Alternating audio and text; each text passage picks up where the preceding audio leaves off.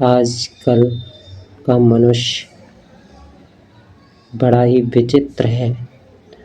हर कोई मनुष्य खुद को ईमानदार, अच्छा समझता है, बढ़िया हैं हम, हमारे सारे कर्म अच्छे हैं, हम कुछ बुरा कर ही नहीं रहे, ऐसा सब लोग सोच रहे हैं। फिर ये पाप दुनिया में कहाँ से आ गया?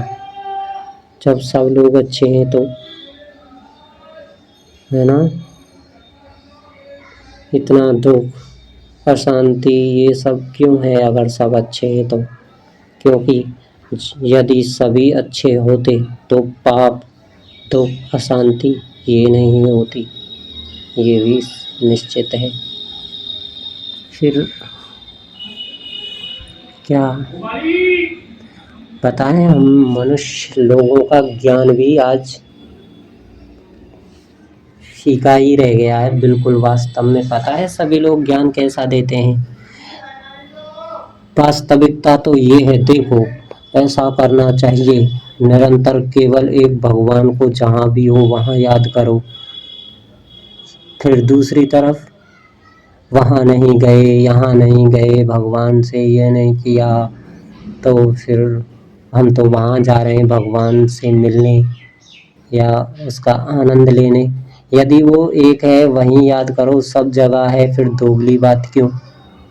किसी भी व्यक्ति को आज से आप सुनो, है ना, तो उसको देखना, यदि वो दो बातें कह रहा है कि रहना तो ऐसे चाहिए परंतु किंतु ऐसा कर लेना चाहिए या ऐसा भी किया जा सकता है, तो समझ जाना वो मनुष्य खुद का कल्याण तो कर ही रहा है, साथ में सभी का जरूर करेगा।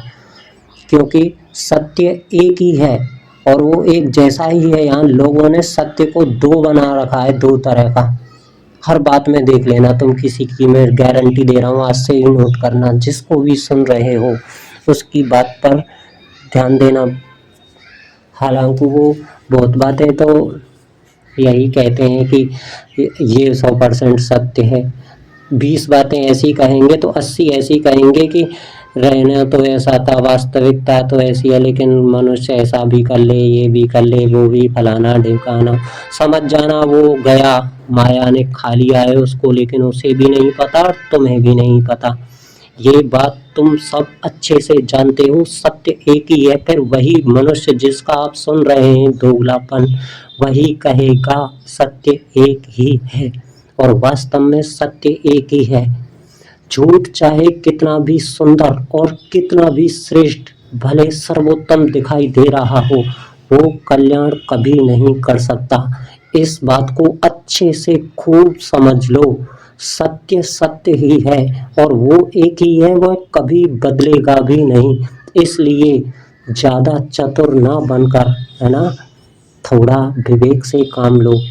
भगवान ने बुद्धि विवेक मनुष्य को इसीलिए दिया था कि वो इस भ्रम पहेली को गहराई से सुलझा सके, और हम उस पहेली को गहराई से ना सुलझाकर केवल एक जानवरों की दिनचर्या हम बना लेते हैं, खाना पीना उठना बैठना यहाँ वहाँ, उसमें ही हम विद्वान समझते हैं अपने आप को, थोड़ा ईश्वर की सत्ता को भी स्वीकार कर लेते हैं, है ना।